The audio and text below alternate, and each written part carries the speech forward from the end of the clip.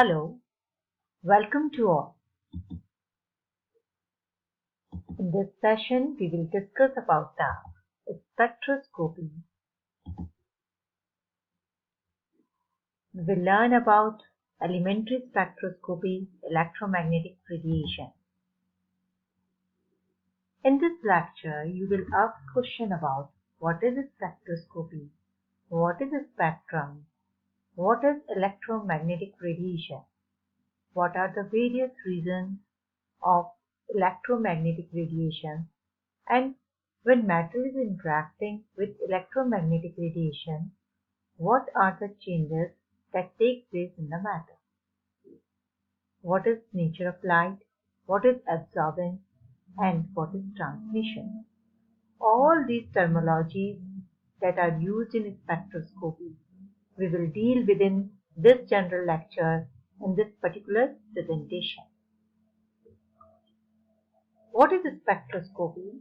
Now, spectroscopy is the broadest term. It is defined as the study of interaction of electromagnetic radiation with matter. And when we talk about matter, we are dealing with atoms and molecules. So essentially, the interaction of atoms and molecules with electromagnetic radiation is what constitutes the term spectroscopy. The spectroscopy is the study of interaction of electromagnetic radiation with matter as a function of frequency, because whenever we record a spectrum, we are essentially scanning various frequencies and recording the spectrum or responses of the material that we studied for the various frequencies of electromagnetic radiation. So spectroscopy is the study of exchange of energy between electromagnetic radiation and matter. Here we are talking about the electromagnetic radiation being the source of energy. The energy of the photons of the electromagnetic radiation gets transformed on the atoms and molecules and changes that occurs in the atoms and molecules as a result of absorption of energy, with what is recorded as a spectrum here. So electromagnetic spectrum dealing with various frequencies and various energies of the photons and the different region of electromagnetic spectrum. The regions of the electromagnetic spectrum are labeled here as radio waves, microwave, infrared waves, visible region of the electromagnetic spectrum. Ultraviolet region of the electromagnetic spectrum, the soft and the hard X-ray. Finally, the most powerful energetic gamma ray is the right hand side of the spectrum. Now the top scale corresponds to wavelength, which is expressed in meters, which is a unit of length. Just to understand what is unit of length actually means in terms of the dimension.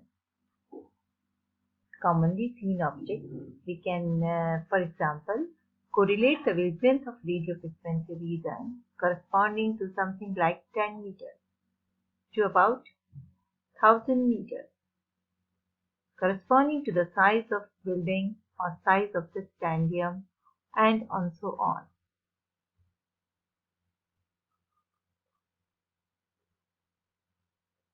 On the other hand, if you look at the size of the molecule, you will observe that which is the order of picometer or so. We are talking about the dimension of wavelength of the X-ray or the gamma ray in the particular region. Suppose if we take a tiny dot on a piece of paper which correspond to about millimeter or less than millimeter, that correspond to the microwave radiation region of the electromagnetic spectrum. So this sort of gives about the perspective of what this unit of dimension in terms of length of unit correspond to commonly observed object on our day-to-day life. The bottom, the frequency scale is mentioned. Frequency units are waves per second.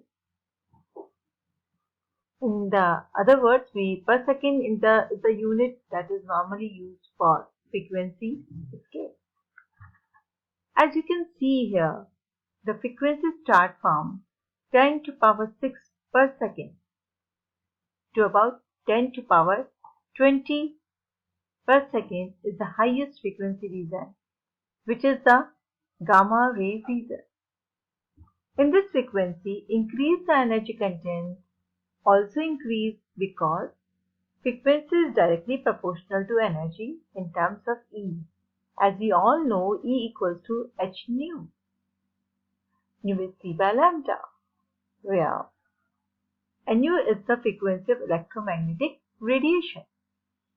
The last scale corresponds to energy per photon of electromagnetic region, spectral region we can say.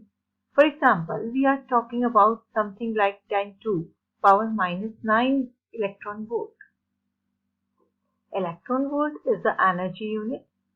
That is, with this is the particular scale is expressed 10 to the power minus 9 correspond about to a nano electron volt. Is what we are talking about a very low energy in terms of the energy content of a photon of a radio frequency wave. On the other hand, if you come to the gamma ray, it is about 10 to the power minus 6. 1 mega electron is what we are talking about, and this is a high energy radiation.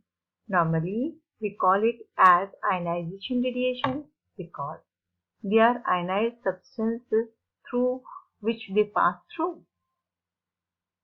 So we have a wide range of energy content per photon of the various regions of the electromagnetic radiation, depending upon what kind of radiation, what is being used. So there is a different process takes place in atoms and molecules, and response of the atom and molecule for the various frequency region is what is recorded as a spectrum. In the electromagnetic spectrum, there is a very small portion which is known as visible portion of the electromagnetic radiation, and this is the only portion to which human eye is sensitive. In other words, we will able to receive only the color of this particular region and not see the color or not see the other region, like for example the ultraviolet or infrared spectroscopy. There are invisible to the human eye. Human eye is sensitive to only about 380 or 390 nanometer, which is the ultraviolet region, or we can say ultraviolet region of the electromagnetic spectrum, to about 760 or 780 nanometer, which is a red region of electromagnetic spectrum. This is very important to know because when we talk about the UV visible spectroscopy, we will dealing with this particular spectral region in ultraviolet visible spectroscopy technique. Having different spectroscopy as a study of interaction of electromagnetic radiation, this matter. Now we have to, depending upon the reason of this is about the various processes that take place in atom and molecule. How does one receive information in this process? And what are the spectroscopic techniques that correspond to various regions of electromagnetic spectrum? This is the actual defined in this slide. You will see here that if you look at this slide, the region of electromagnetic radiation, energy per photon is given starting from gamma ray, which are the powerful rays, to the radio wave, which is the least energetic ray, and we are dealing with in this slide. Now the process that occur in molecules and atoms corresponding to this particular energy is what is mentioned on this particular slide and the spectroscopic technique, corresponding spectroscopic techniques are also given in this one. Now, if we take the example gamma rays are powerful high energy photon and they can cause transition within the nucleus, causing the changes of nuclear configuration, and this essentially constitutes the Morse-bar spectroscopy. On the other hand, if we come to the microwave, which are very, very low energy radiation, and the transition among the rotational level of a molecule is what is happening in this case is absorption of microwave radiation, and this essentially constitutes the rotational spectroscopy of the electromagnetic spectrum corresponding to the microwave radiation is called the rotational spectroscopy. Now, if we talk about the radio wave frequency region of the electromagnetic radiation, then we are talking about change in the nuclear or the electron spin in the presence of external magnetic field. In the presence of an external magnetic field, nuclear spin, electron spin have different energy, ground state and the excited state. And the cause of spin change from ground state to the excited state is what is normally absorbed during the electron. And the nuclear spin resonance electron spectroscopy. Now we will see that here the NMR and ESR are the techniques which are responsible for this, and we are dealing with NMR in a particular spectroscopic BSc course in which we will discuss in detail one by one spectroscopy. This particular slide tells us something about the response upon interaction of electromagnetic radiation. We can say that so many radiations we have already mentioned here. We will discuss one by one in detail later on. So this is a picture of wave nature of electromagnetic radiation. That is the property of electromagnetic radiation we are discussing here. In this, we are looking about the nature of light. The light can be described to have dual nature. That is, it have both nature, wave as well as particle. In the wave nature of light, it is actually explained in form of particle diagram, and which is shown here. If x is the direction of propagation of the light, then we have defined two fields. One is the electric field, another is the magnetic field. The blue one is the magnetic field and the red one is the electric field. Thus we can see here that two fields, namely the electric field and the magnetic field, lie orthogonal to each other. In the other words, they are perpendicular to each other. The light can be expressed in the form of sin, that is a sine wave constituting of two sine waves, interacting sine waves, for example, one corresponding to the electric field and the other corresponding to the magnetic field. This is all about the properties of electromagnetic radiation. Now, after completing this topic, you have already know about all this. What is the different type of electromagnetic radiation energy? What is the spectrum? What happens to the size of wavelength and amount of energy as we go to the gamma rays to radio waves? Where is the visible region of the spectrum? How does it compare with the type of radiation? What are 3 or 4 ways of electromagnetic rays are used in our everyday life?